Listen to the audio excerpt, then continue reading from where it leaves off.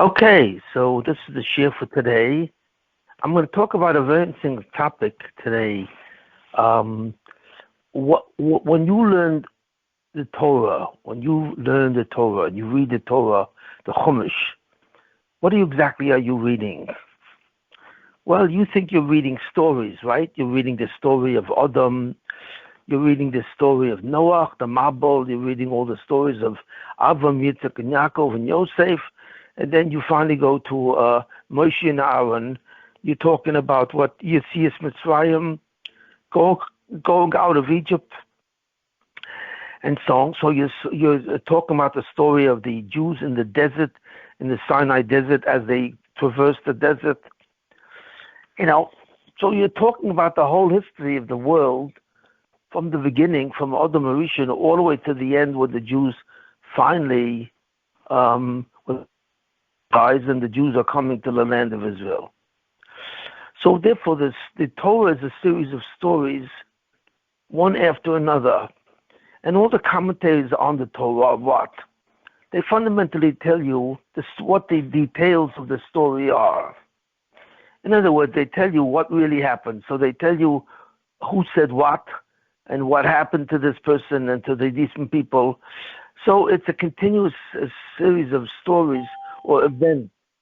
These are biblical events that happen to Klal Yisrael and to the Jewish people and to the Ovos, the patriarchs, and so on and so forth. But the truth is there's really another story.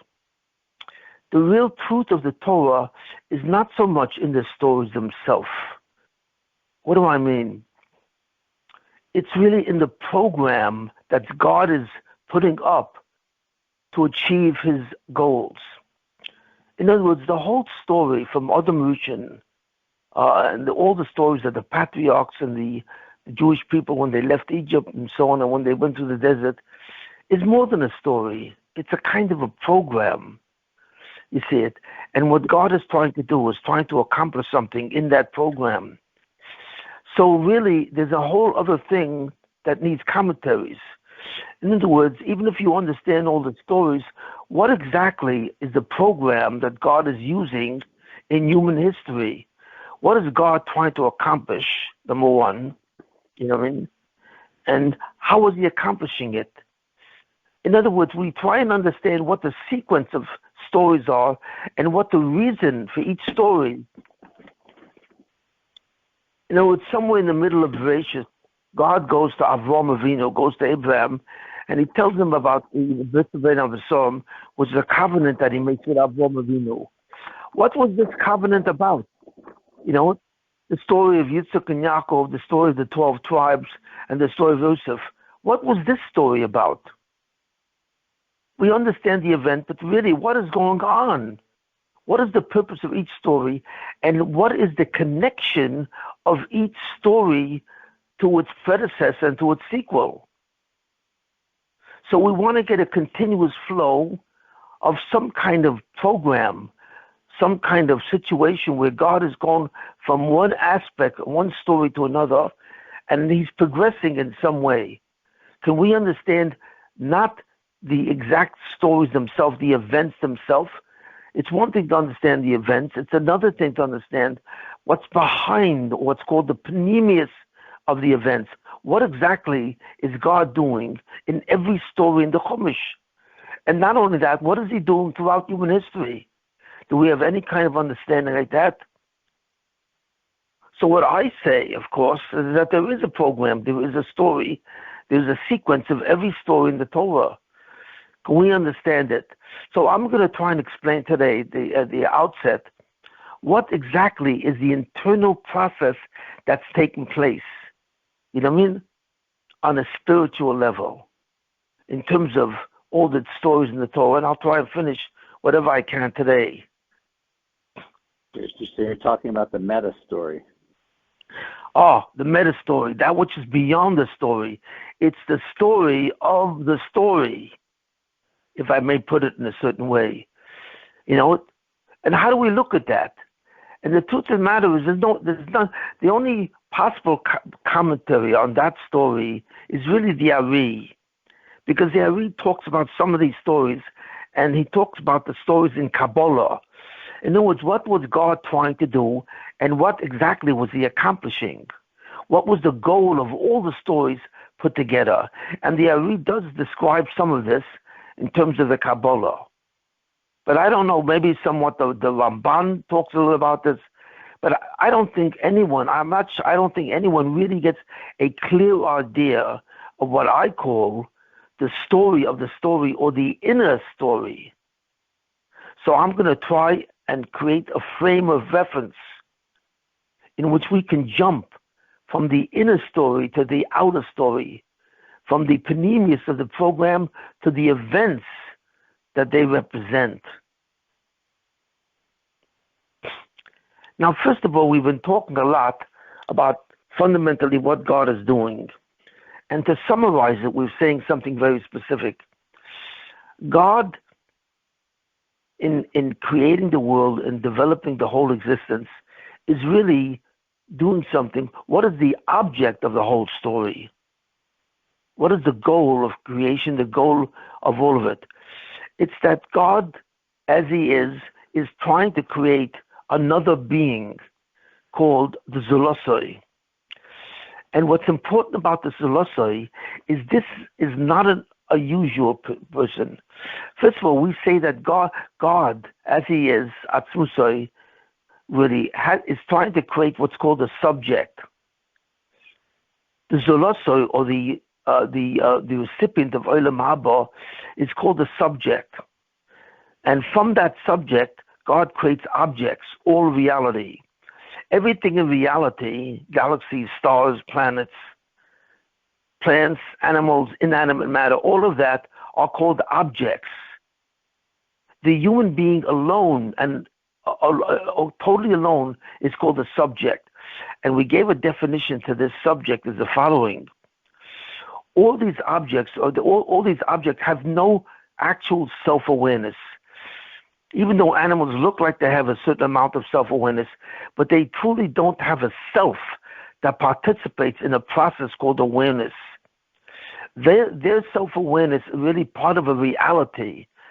They don't have a self in and of itself, which is active, which is in the process of knowing it exists. How does the Zulosoi, or mankind, who's a Zulosoi, how does he know that he exists? So the definition of a subject is somebody who knows that he exists. How? Because he's aware of himself. No other creature, no other creation has the same sense of self-awareness as a human being. And we call this type of a being a subject. He has an awareness of himself. But the important thing is he has awareness of himself by himself. And this is the concept of a subject.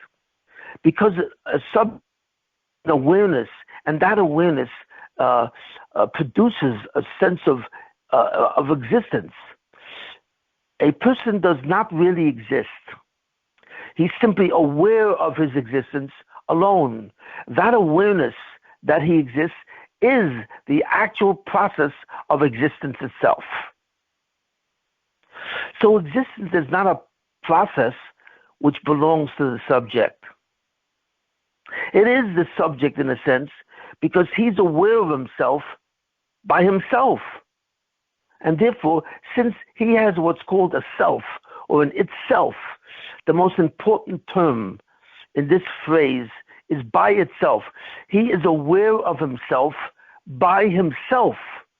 And this himself is called a self. This is the core of a person, his self, which participates in the process of being. And that's how he knows he exists. And therefore, the subject himself, which is a being, which knows himself, and he knows that he is, and he knows that he is by himself, that's called a subject. And in a certain way, that cannot be created. That was not created with reality itself. Reality comes from this being. The first thing that God made was this being. That is, the first thing he made that has a will, that can say, I want. As we once said, God cannot say, I want. Why? because God is everything. Everything, it says, Ein Oid, there is nothing else. Means God has no outside. He has no such thing as another being. You know, the existence of God, therefore, is called a manifestation. And that's the manifestation of a divine being, an Eloki, a God. And since his manifestation is that he exists by himself also, and not only that, that itself that he possesses, God possesses, is identical to himself. He is his existence. That's why the name which is used to describe God, when you make a blessing, Baruch Atah Hashem, blessed are you, O God, is the Shem Havaya. 4 letters, the Yud and the Hey and the Vav and the Hey. And the Shem Havaya, which is what we call him, really comes from the verb to be. So really what you call God is Mr. Existence. That's right. You say, blessed are you, Mr. Existence. And what kind of being is that? Who has the name of Mr. Existence? We know that you are, but we don't know what you are. But his name is Mr. Existence because he is the process of existence itself. And therefore, he really is a manifestation. The word that I use to describe the existence of God is not that he exists, because existence applies one of many, multiplicity. But God has no other. He has nothing else but himself, because he is manifestation. He is existence itself. And that when you have that, you were never created. You always were there. So therefore, you are eternal. You are beyond time, beyond space, and beyond action. You have nothing to do with any of these qualities that we possess now that we are in the universe, in the physical universe, in the spiritual universe. God possesses none of these qualities. He is the process of existence or manifestation itself. And he is aware of himself. God is self-aware. And his awareness comes from his self, whatever that is. We cannot comprehend what that is because we have never met anyone, any being that is pure existence, that was always there, that didn't have an origin. So God, therefore, is the ultimate subject. He is beyond time, space, and any action. And he has nothing outside of himself. He can't even have a will. He can't even say, I will and I want.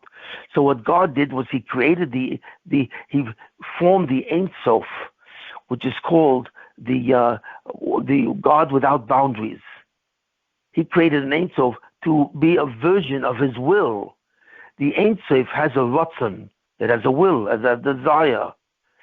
And therefore, that became a levush or a malbush, that's like a suit of clothes, that God, Atzmutzoi, put on himself, which manifests a desire or will. That's the God, the Ein Sof, without end, that actually has the manifestation of I want and will. And what is it that the Ein Sof wants? You know, it wants to create Zulosoi. It wants to create another being who has the capability of saying, I am, me. That's right. The ultimate goal of everything that God wanted to do is to create another being besides himself. It seems to be, although it's not really besides himself, because he has no outside, he has no other. But the Zulosoi, which is the being, has the ability to say me.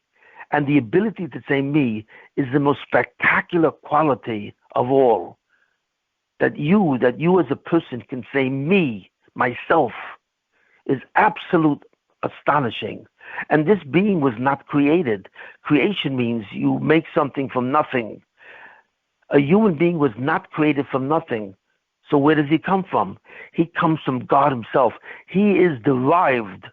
We use the word derive, not create, when it refers to the Zulosoi. He is derived from the self-awareness of God.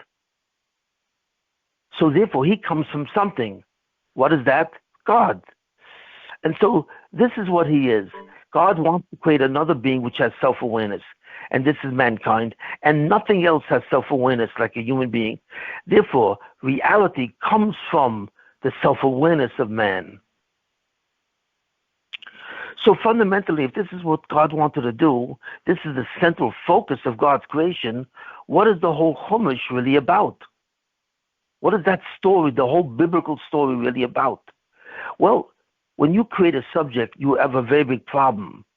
Because since the subject has something called itself, in which it knows itself, it says me. Through this self, this me creates a problem called Namsufa, bed of shame. Why? Because the Zulosai, after it's formed, has a certain issue, because when it refers to itself, it says me. And when it refers to God, it says you. So when it has a conversation with God, so to speak, how does it work? It says me, you. The relationship that the Zulosai has with God, because it has its own sense of awareness, is me, you. But the truth of the matter is, God is not a you. Why? Because God has no outside. Nothing can exist outside of him. So therefore, you is false. The only reason why the Zulosai says you, because the Zulosai says me. And when you say the word me, automatically something which is outside of you is called a you. But this is false, because God is not outside of you. And what God says to you, he says the following: I am you. I am you. You are a piece. You are a portion of my self-awareness. How? We do not know. We cannot understand that. That is beyond anything we can understand. We have no idea how God formed a me from himself. But that's what he formed. A being that's capable of saying me. But that being, because it has a self-identity, it has a self, also refers to anything outside of it as a you. And God says that is false. And he says something else. Because I am God, I have a certain problem. And what's that? When you refer to me as a you, you're saying something which is not true. Because I have no you, I have no me and you outside of myself. It doesn't exist. So when you see me as a you are seeing something which rejects my absolute unity. In other words, I am he, and I am he alone, beyond anything else which exists. I have nothing to correspond to me. I have nothing that understands me. I am absolutely alone, but nothing else can exist with me. So when you refer to me as a you, you're saying something which conflicts with my absolute unity, where I have no outside. And what that does, it forms a disturbance in the Zulosai. Why? Because you're seeing God as an outside of you, but he's not. So this empowers you. The fact that you cannot understand the unity of God, and that you see yourself outside of God, that God is your you, and therefore you see yourself as his you. You know that you see that your relationship with him is a me you, but that's totally false. So therefore God says the following, which is very strange. God says, I have formed you, yes, but at the same time I threaten you. Why?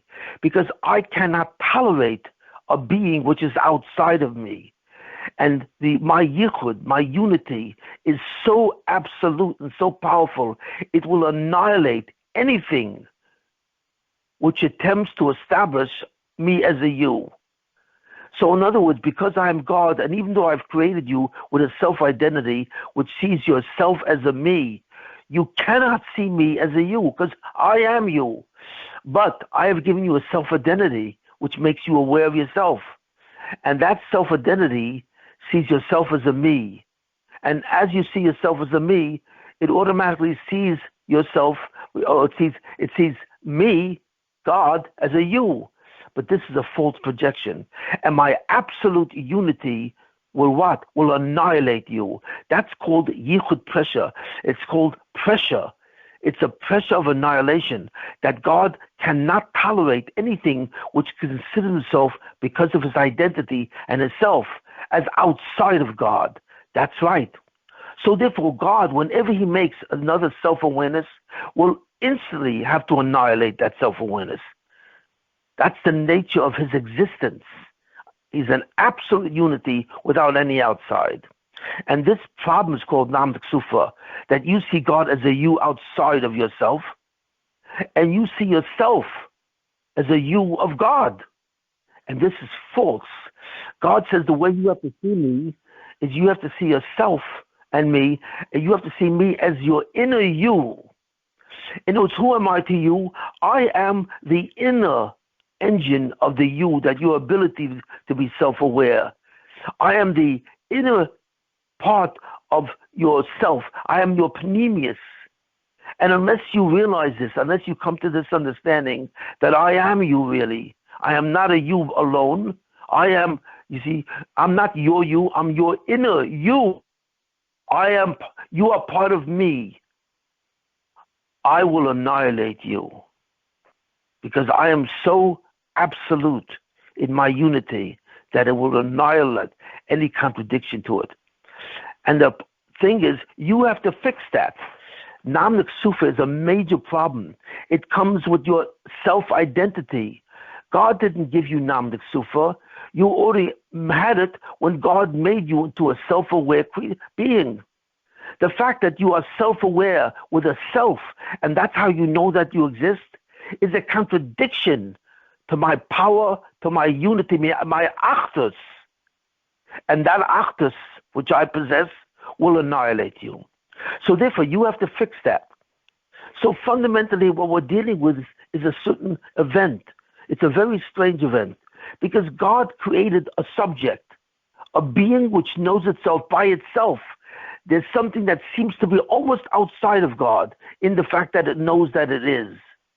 And that's the Zulasoi. The Zulasoi means, Zulas means except, besides. And it implies another being besides God, which is of course not true. And that quality makes you feel that I'm a you, and that causes your annihilation. So as soon as I made you, I am prepared to annihilate you by virtue of my being. The perfection of my being and the unity of my being will annihilate you. So you have a job. Your job is to what? You have to understand that I am not a you, I am an inner me. How do you do that? So what God did, he said, I'm going to give you a commandment. And when you do what I say, even though you have an impulse also not to do it, you have an impulse not, as you consider yourself outside of me, which is not true. But you being outside of me in your mind, it creates a fiction that you are not me, you are outside of me. And that fiction creates a certain disempowerment where you feel beneath yourself because you realize there's something outside of you. Your whole being takes a power from you realizing that you have a self which exists, and you know that. So when you realize that there's something outside of you which made you, that causes a certain disempowerment, because all of reality actually comes from you. All of your reality is in your mind. So your job is what? Your job is to get rid of the thought of me, you. Instead, you have to instill the thought, me, inner me. Who are you, God? You are my inner self. And that's why God created the physical universe. That's why God created all the worlds that we see. And God goes through different spiritual categories and so on in order to give you the opportunity to do a commandment and free will to choose who God is. It's up to you, God says.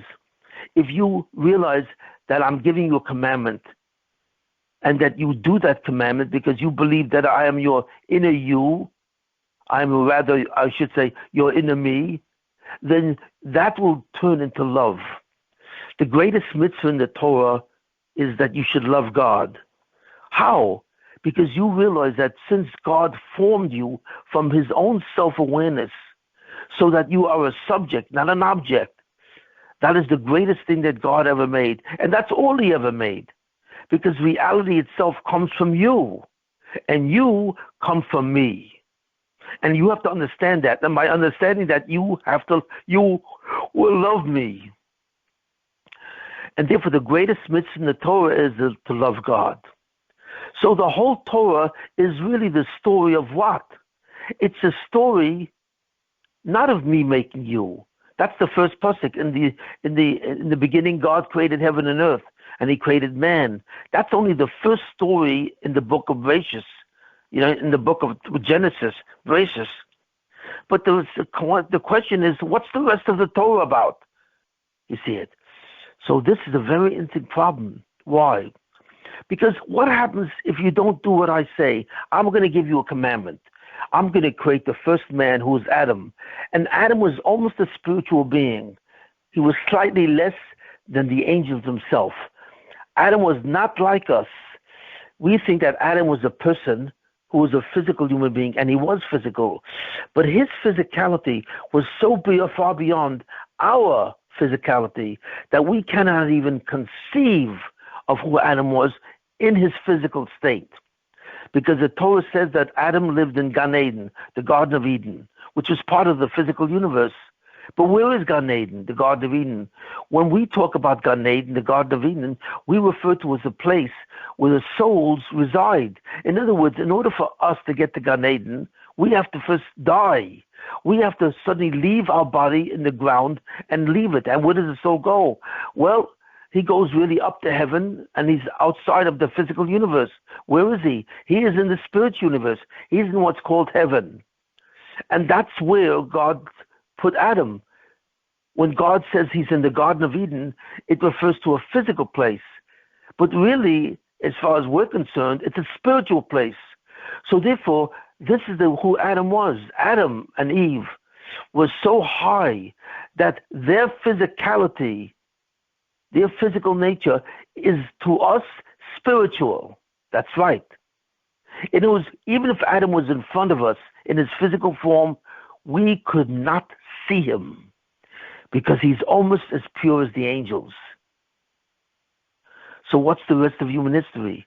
Well, the rest of human history is what happened when God gave him a commandment not to eat from the tree of knowledge of good and evil.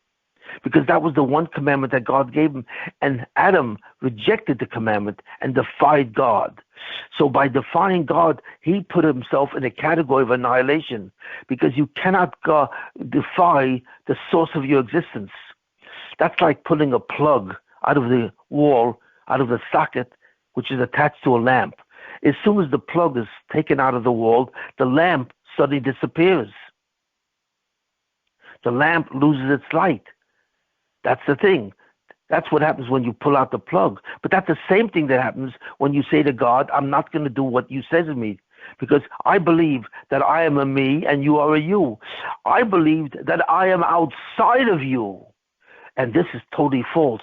And God says that is equivalent to pulling the plug from the wall where the light goes out.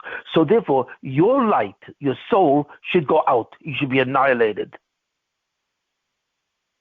So the truth of the matter is, at the end of the story of Adam and Eve, because he rejected the commandment of God, he should have been annihilated by the attribute of justice. Justice says what you do is what you get. There are consequences. Even though you have free will and you can choose which way you want to go, shall I say God is a me and you, where I'm outside of him, or shall I say God is a me in a me? God is inside of me. Well, if I choose to say God is outside of me, and therefore I am outside of God, I have directly falsified my relationship with God, and that is the cause of my annihilation. So then the Torah should have stopped at that point. Why? Because Adam and Eve and the entire universe should have gone out of existence. According to the attribute of justice, he should have gone out of existence, because that's what judgment is. That's justice.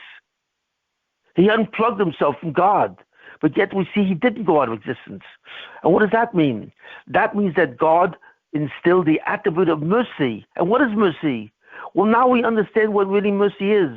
Mercy does not mean that God forgets what Adam did. It doesn't mean that at all.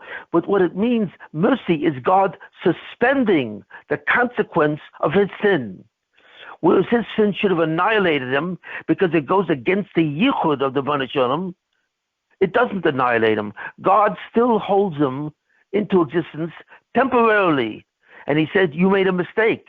Now I'm going to have to change. I'm going to have to change something to give you another chance to be able to choose if you want to do my commandments or not. So what is that? That is the rest of the story of Adam and Eve. That's the rest of the story of mankind. So therefore, we begin to understand what the Torah really is. The Torah is really alternative human beings. It's what's called the story of the alternative Zulasai. The original Zulasai and the first Zulasai was Adam and Eve. And they had a commandment that we're supposed to do. And if they had done the commandment, then they would have reached eternity. God would have dispensed from time, no more space, and no more action. They would have become eternal. But because Adam sinned, he should have been annihilated. That's what he wanted, according to the attribute of justice. But the attribute of mercy suddenly came into being. It was operational. And what it did, it suspended the possibility of immediate annihilation. And what happened? God had to do something to save mankind from what? From something he did. But what does he have to do? What is God saving mankind from? What is the threat to Adam and Eve's existence? The threat is God himself, right?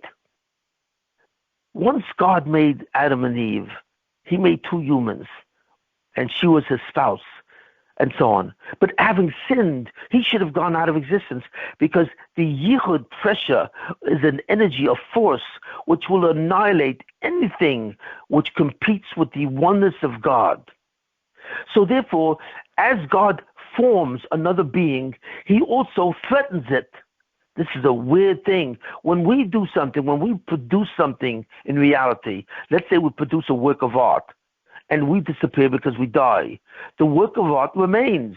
That which we produce from ourselves, a work of art, or a work of thought, a book, or anything that we produce outlives us, and it lives beyond us. It doesn't disappear when we disappear. Because even though we die, and we become a spiritual being in a sense, that which we have produced in the physical universe remains. The exception is when God does it. When God creates something which has self-awareness, and that's how it exists. Through its self-awareness, it creates a disempowerment. And if we don't correct that self-awareness by realizing God is not a you, God is not outside of us, and we're not outside of God. God contains us in his being. And if we don't understand that by following his commandments and therefore loving him, we are subject to the threat of annihilation. So Adam and Eve should have disappeared already. So therefore, the rest of the Torah should not have been written.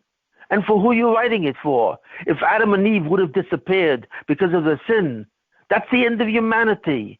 Because humanity are all the souls that were originally in Adam and Eve.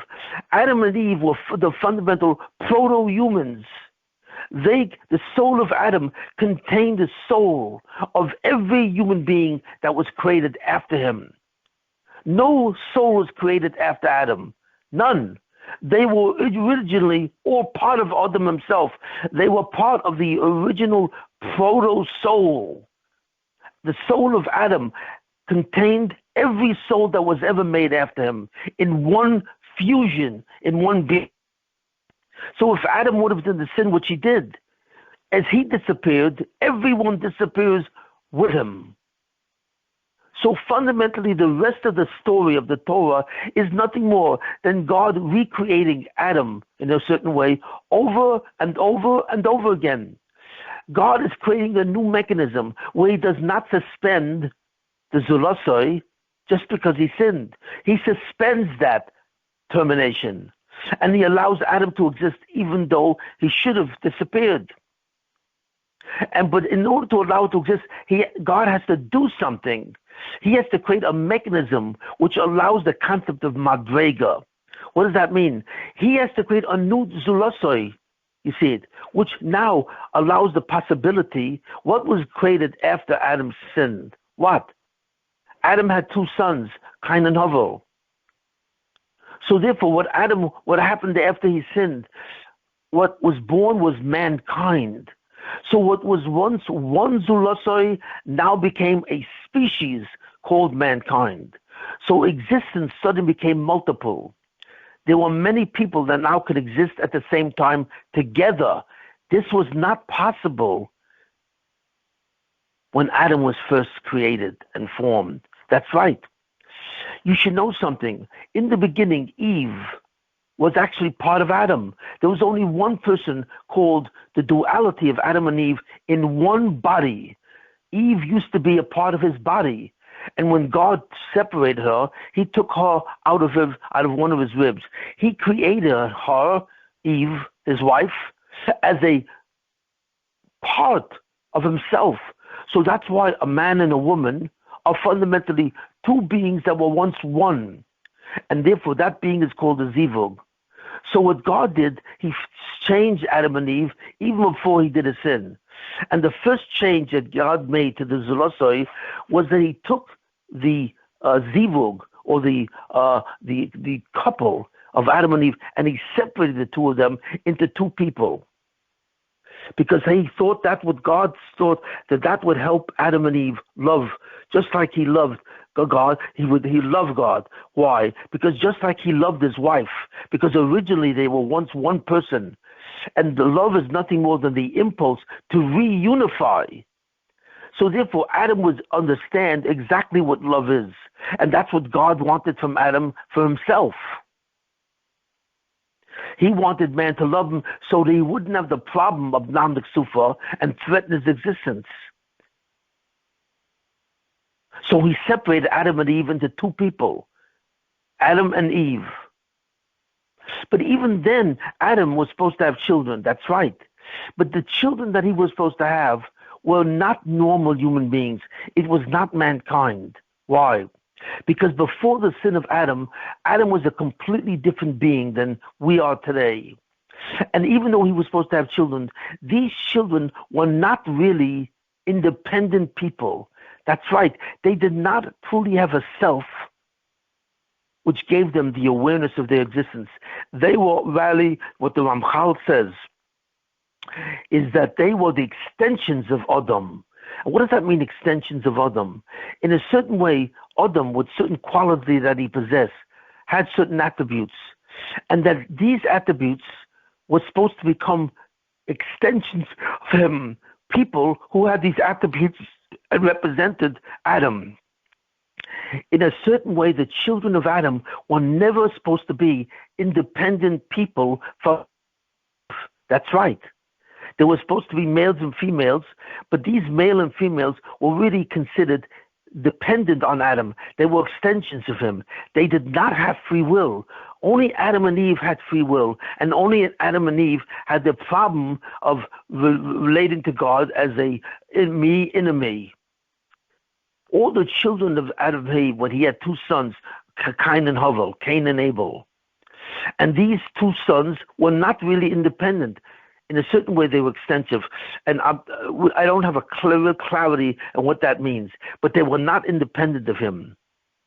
And even though they were supposed to go into Olam Haba, but they were supposed to go in Olam Haba not because of anything they did. They were not given commandments because they did not have free will at the outset.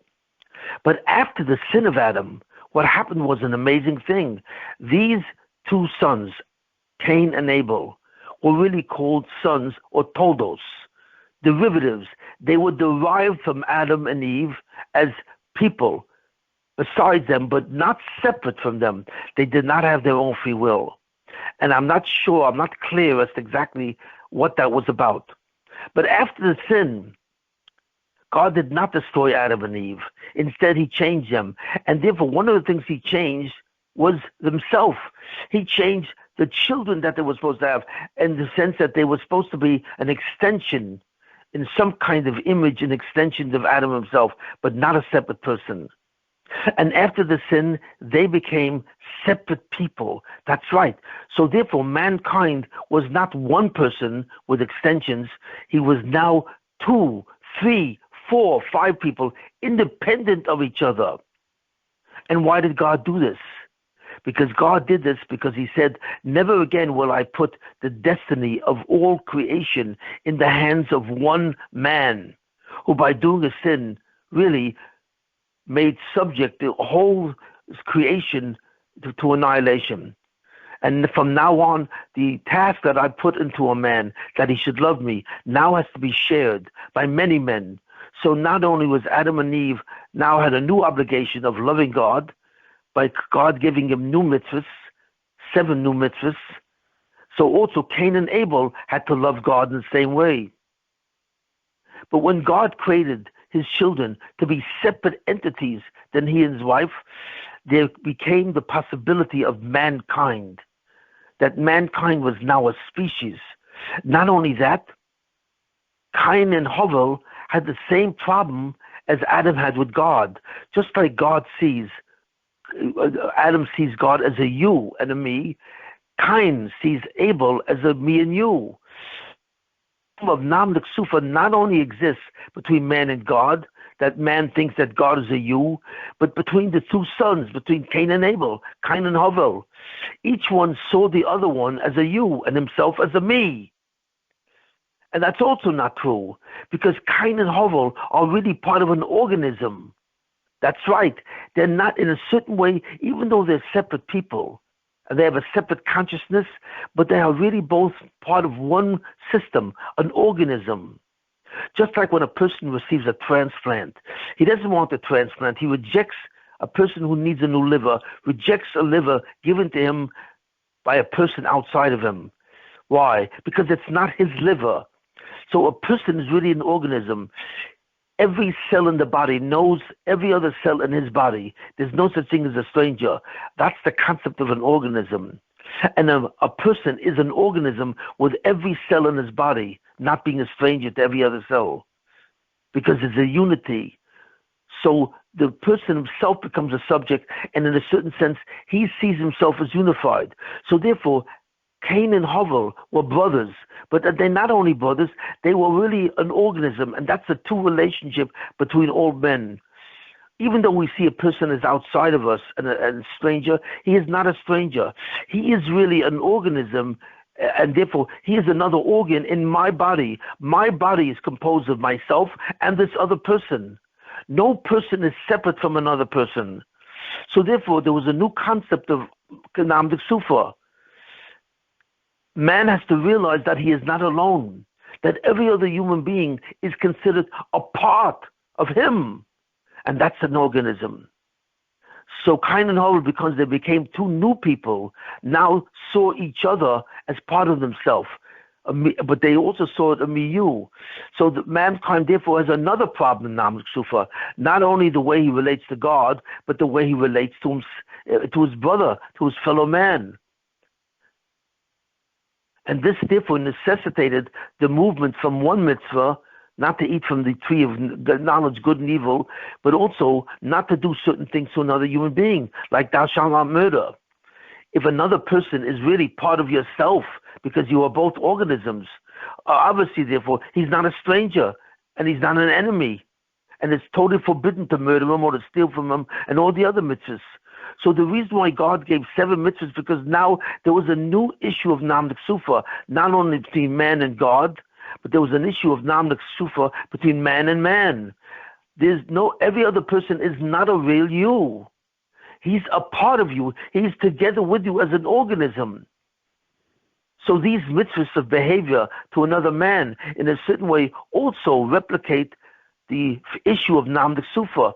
Mankind not only has to honor God as his form that God formed him, but he also has to honor every other man, because every man who's created is also part of him. That's why there were 7 mitzvahs that had 2 categories of mitzvahs between man and God, man and man. But God, therefore, changed the nature of the Zulosoi. Originally, there was only supposed to be 1 man and 1 woman, and the woman was taken from the man and became his zivug. But because of the sin, God changed the nature of a human being to become a species, many men. But these many men were together, all considered part of themselves. They were an organism. They were not really separate. They were independent of each other, and each one had free will. But they were not separate beings entirely. They were part of an organism. So God gave a new category of mitzvahs not only between man and God, but also and that's fundamentally the concept involved. And then from then, God kept on changing reality. That's right. As mankind sinned, as Cain and Abel sinned, because Cain killed Abel. And then the next 10 generations was a Dor HaMabul. Mankind sinned grievously against other men. They stole from other people and assaulted other people. Mankind did for 10 generations all kinds of sins against their fellow men. So therefore, with each section of humanity doing constantly sinning, God has to change the nature of the human species over and over again. And by changing it in certain ways, God therefore was saving mankind from who? From himself. Because God would have to annihilate them, because now they see God as a you and they see themselves as the you of God. So suddenly the Torah becomes a completely different book. And this is the program. So the program of the Torah is fundamentally the following: that there was one man that was supposed to be created along with his zivug, his wife, who was really originally a part of him. And this one man was named Adam. And this one man contained his soul and every soul that came from him throughout all mankind. In all of human history, there was once one person. And it was this person that everything was focused on and directed. But that since this person now defied God and ate from the tree of knowledge, this person now had to take on alternative forms and now become mankind and so on. And he had to die. So there were many things that were added to the original Adam Rishon that did not exist before the sin. And the story of every alternative form that God had to do throughout human history is nothing more the continuous attempt from God to provide man with the opportunity, the continuous opportunity to not be annihilated and to continuously do something in an alternative form when he failed to do it in the previous generations. Every time each stage of history, it's a stage not only of history, it's a stage of mankind. Man in each generation is different than the generation before, even though we don't know this. We think, for example, like the Romans, who lived 2,000 years before us, were the same as us. The only difference between us and the Romans is they didn't live in Italy and they didn't conquer the whole the Middle East, the Mediterranean, but they were basically like us. This is a mistake. They were not like us, because in ancient history, people were prophets. They can understand what God was doing in the field of prophecy. Mankind was also sorcerers. They used to worship idols, and these idols really had a certain energy that they can use. We no longer have this. So mankind throughout the beginning of history in the biblical period were prophets and sorcerers, and they could see open miracles. God did not hide from them because they were much higher. The people who first came from Cain and Abel were much greater than anyone who came after them.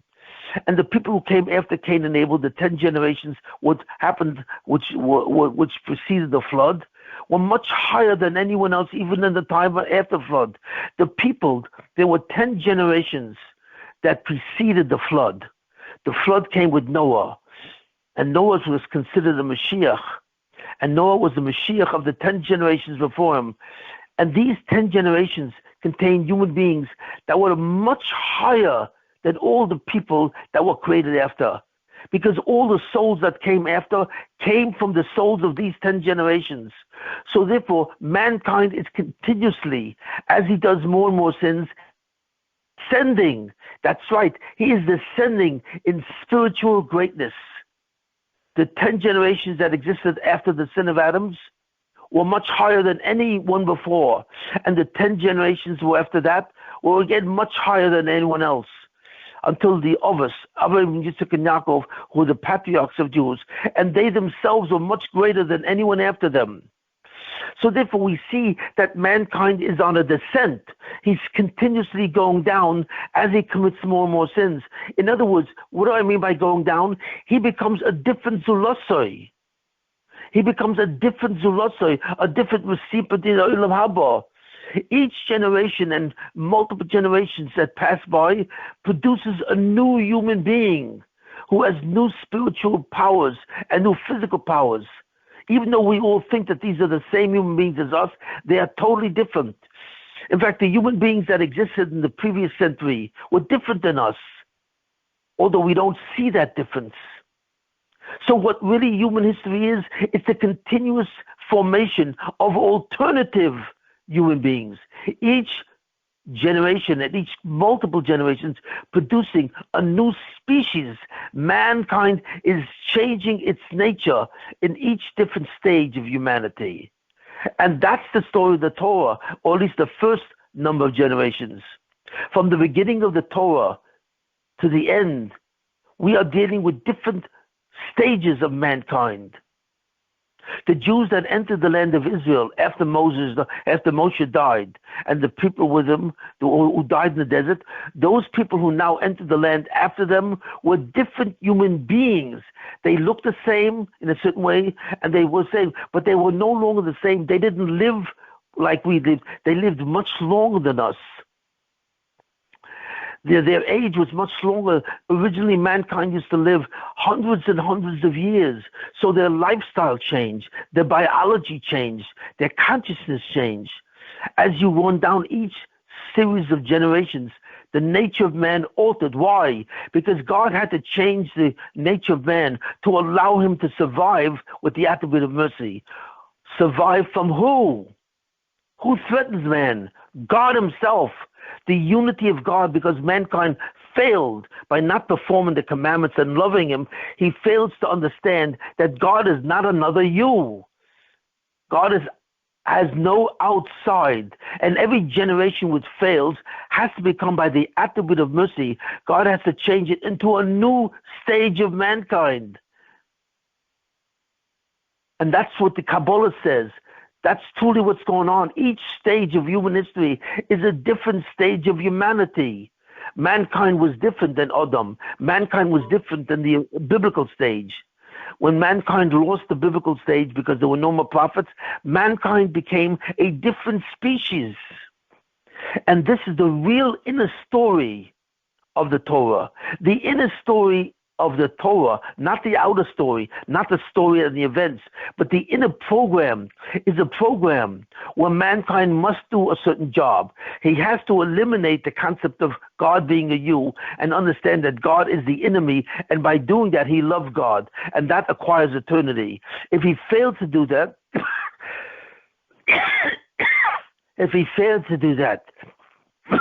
what happens? God changes his nature so that the job becomes easier. He loses a certain amount of free will every time he sins. Every time man develops a sense of rebellion against God, he loses a certain portion of his free will because God sees that he cannot handle. When Adam was first created, he was never created as a child. He was an adult. He had 100% free will. He never had a childhood. But the second generation of Cain and Abel, they also didn't have a childhood because they say that they were created before Adam sinned. But after the sin, every human being that was created started out being a child, even though it was a very short period that they have childhood. But they began to have a childhood and an adulthood. And that was true of mankind for the rest of its species, for the rest of human history, where first there would be a child, and at 13 years old, they will become an adult, and so on. So therefore, their whole free will changed. Mankind had total free will when he was born, when he was first created as Adam, and then his free will was taken away bit by bit as he kept on sinning. And this is true of mankind for the rest of human history. So what do we see? we see the attribute of mercy trying to save mankind from the absolute unity of God, from the yichud pressure of annihilation. So he's continuously altering the nature of the nature of the zulosoi, the nature of the man who would acquire eternity by loving God. So all of human history is a series of descents. Mankind we have what's called the Yerida, generation after generation. The generation of the patriarchs, Avram, Yitzchak, and Yaakov, was completely different than the generation of the tribes, the 12 tribes. And that was completely different than the generation that was in Egypt, all the Jews that were in Egypt. Each one of these generations were different from each other in nature. So therefore, the story of the Torah is the story of these alternatives. Why? In order to save mankind from annihilation, so that eventually there would be a stage of mankind that would sustain itself, that could go in from a physical universe to an eternal universe, nitzchias, from zmanis, for universe and time, to a universe without time. But in order to do that, they had to get the job straight. They had to see God not as a you, but as an inner me. And this is the purpose of the whole species called man. And every time they fail, God has to replicate the species into a new version, so that eventually, before they lose all their free will by continuous sins, there will be enough free will that they will be able to acquire the stability of going into Nitzchis, going into Olam Haba, eternity. That's the inner story. Does anyone say this? You hear what I'm saying? This is the inner story of the Torah. And therefore, there's a meaning and there's a reason why each generation is born. That's right. The purpose of the generation of Adam is different than the generation of the flood, and is different than all the generations. The generation of the patriarch was completely different than the generation of the tribes, and is different from the generation of the Jews who went out of Egypt. Each stage of mankind is another stage of the Zulosai when the original Zulosai fails to do its job. So what is the reason for these events? Why is mankind changing? To protect them. How is each generation protected? Well, that's the real study of the Torah. In other words, the real study of the Torah is when you understand how each version of mankind is a redemption, redeems mankind to go on for another generation, so that eventually he gets the job done. He accomplishes eternity. And if we understood how each generation contributes to this purpose, then we will understand the inner story, the inner event of human history. So this is what I tried to do today. I tried to show you how the fundamental principles of why God formed mankind from him and created a subject. And the story of the Torah is the continuous versions that subject became. It's mankind who is continuously changing to allow himself to be saved, to go to eternity. And each version has that possibility, even though with each version there's a new level of free will that the previous generation had before and now is lost to the succeeding generation. And if we understood how each generation is an alternative version of the Zulosai that contributes to a variation in the subject called Zulosai, in the subject called man, we will understand the inner depths of what the Torah says. And this is fundamentally the shir today. Are there any questions? I'm curious. The first change to Adam was... Thank you, Shimon. Okay. What's your question? The first change was the Nesira, splitting up the man and the woman to enable the idea of love of God. Yeah. It was the creation of humankind, making these separate people, also right. for that purpose. Well, it wasn't done because of the sin, because that was before the sin. But that was done to help man love God, because by creating a his zivug, or the couple, mankind, Adam would love Chava, and that would be a model. That would be a prototype of him loving God. But that was done before the sin, so that was not a punishment. He did not descend in free will because of that. But when he sinned, his children changed from extensions of him to becoming separate individuals. And what was created then was a species called mankind. And that was a Yerida in Adam. That was a tremendous descent. Because after the sin, mankind had to die. Death comes because of the sin. Aging comes because of the sin. Sickness comes because of the sin. All the things that we experience now, death, aging, sickness, pain, each of these things actually come from a descent of man, alternative versions. All of these come from the attribute of mercy. These things, death, aging, suffering, and pain, does not come from the attribute of justice. Although most people think that people are being punished, that is absolutely wrong. The real depth is that they're coming from the attribute of mercy, except we don't really have a clarity how. But this attribute of mercy is continuously saving us by taking us down to a descent. So pain is actually a solution to sinning. Because sometimes we sin and we consider ourselves independent of God and outside of God. The way to correct that and redeem a person from that sin is by putting him in a situation where someday eventually he will die, he ages, and also he's in pain. These three concepts are produced by the attribute of mercy only, not the attribute of justice. And that's produced to save him. Any other questions? I'm Okay. Curious to know. Well, I was curious, after the Chet, it's like Cain and Abel's consciousness is like magically changed. Is there any kind of like detail to that you could share perhaps? I mean, it's like no, not today. A black box and came out.